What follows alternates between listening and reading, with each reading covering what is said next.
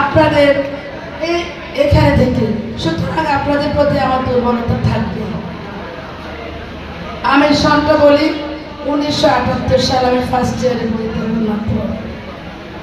তারপর আমি রাষ্ট্র নির্বাচন করেছি, সেটা অনেকে জানেন, এত পিছতে যাব না। সামনে চলো, সামনে চলো, সামনেই যাবো আমরা।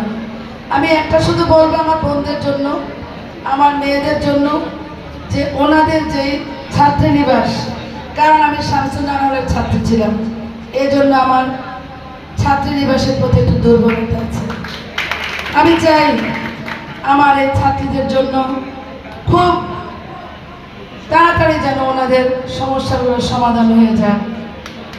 আর আমাদের প্রিন্সিপাল সাহেব যা বলেছেন, আমি পিছন থেকে একটু অন্তত উৎসাহ উদ্দীপনা দিব, যেন চৌমনি কলেজে করতে পারে।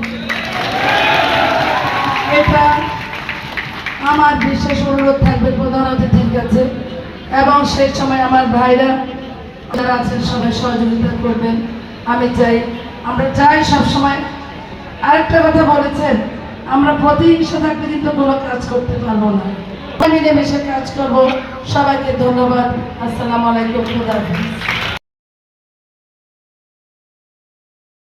আমাদের স্বাস্থ্য খাতে 86,000 কোটি টাকা বরাদ্দ দিয়েছেন এই স্বাস্থ্য খাতে, দ্বিতীয় বরাদ্দ।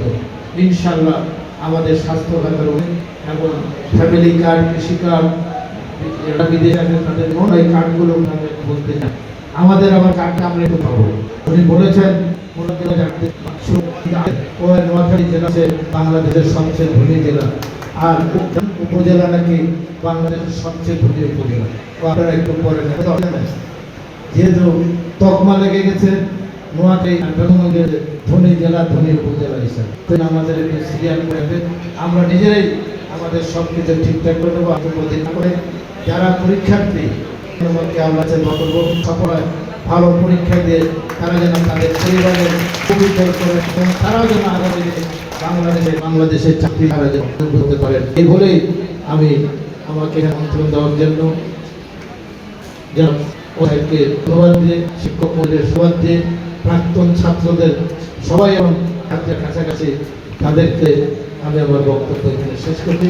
আল্লাহ হাফেজ।